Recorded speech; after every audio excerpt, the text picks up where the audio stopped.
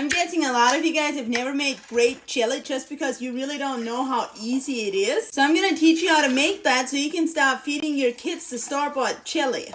I never had store-bought chili growing up, so I really preferred this over the store-bought. And I'm only making half a batch of all the recipes because I don't have enough grape juice to make a whole batch. We're going to take our grape juice concentrate and we're going to add a little bit of pectin. Then we're going to put that over high heat and we're going to whisk that together. This needs to come to a hard boil. And while that is coming to a hard boil, you want to make sure you measure out all your sugar. And you have to use the exact amount of sugar that it asks for. You cannot use less and you cannot substitute it. The only sugar that's going to work is white or raw cane sugar. I'm using the organic raw cane sugar. Now, as soon as this comes to a hard boil, we're going to whisk in our sugar. And we're going to stir this a lot until it comes to a rolling boil. And a rolling boil is a boil that you cannot stir down. No matter how hard you stir, it will not go down. As soon as it comes to a rolling boil, we're just going to let it boil for a while. And you might have to watch it so it does not boil over the pot. As soon as this is done boiling, take it off the heat. And this will probably get some foam on the top from boiling it. So you take a shapwa, a dipper. I don't know how to call this in English. I've never figured it out, but you scoop the foam off the top. Then we're going to take little canning jars. You can do as small or as big as you want, and we're going to spoon it in there.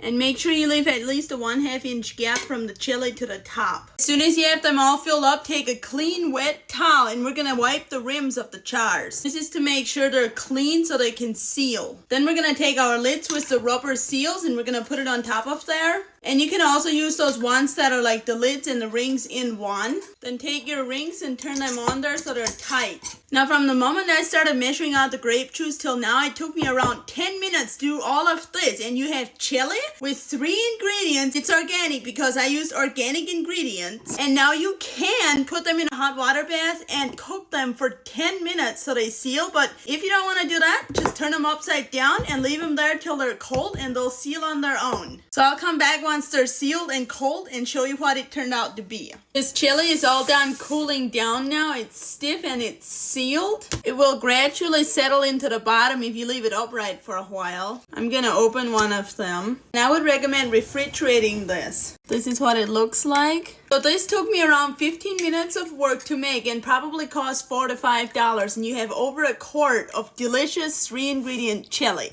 Let's taste it and make sure it is actually delicious. Oh my goodness. If I could feed you a bite through the screen, I would. It is so delicious. I think I'm going to give 4 of these away and keep one for myself. I know our neighbors have a bunch of little kids who love PB&J's, and I'm pretty sure they're going to love this chili more than a store-bought. If you want to try making this yourself with my recipe, I put it in my Amish cookbook under grape chili. And the cookbook is available on my website if you click the website link on my profile. Enjoy!